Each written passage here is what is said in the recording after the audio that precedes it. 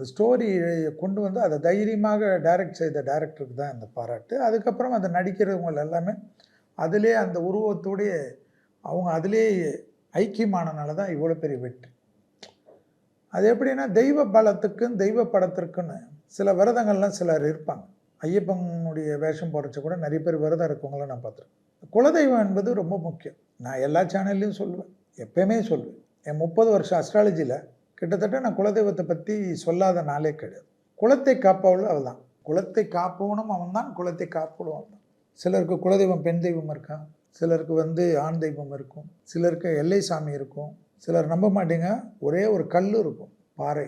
அந்த கல் தான் அவங்களுக்கு குலதெய்வமாக இருக்கும். அமெரிக்காலேருந்து வருவாங்க, அந்த கல்லுக்கு பொங்கல் வச்சுட்டு போவாங்க, கடா வெட்டி விருந்து கொடுத்துட்டு போவாங்க. ஆனால் என்னை பொறுத்த வரைக்கும் நிறைய பெரிய தொழிலதிபர்கள்லாம் எனக்கு தெரிஞ்சு என்கிட்ட ரெகுலராக கஸ்டமர்லாம் இருக்காங்க, கிளைண்ட்டாக இருக்காங்க.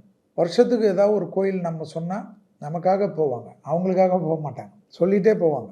செல்வியனா நீங்கள் சொல்கிறீங்க, நாங்கள் போகிறேன், ஆனால் எனக்கு என் குலதெய்வம் தவிர வேறு எதுவுமே எனக்கு செட் ஆகாது, கோச்சுக்கும் என்கிட்ட, என் மேலே கோபம் ஆகிடும். நான் எந்த கோயிலுக்கு வேணுமோ நீங்கள் போகிறேன், அந்த விபூதி கூட நான் வாங்க மாட்டேன், ஃபோட்டோ கூட வாங்க மாட்டேன், எங்கள் வீட்டில் குலதெய்வ படத்தை தவிர வேறு எதுவுமே இருக்காது.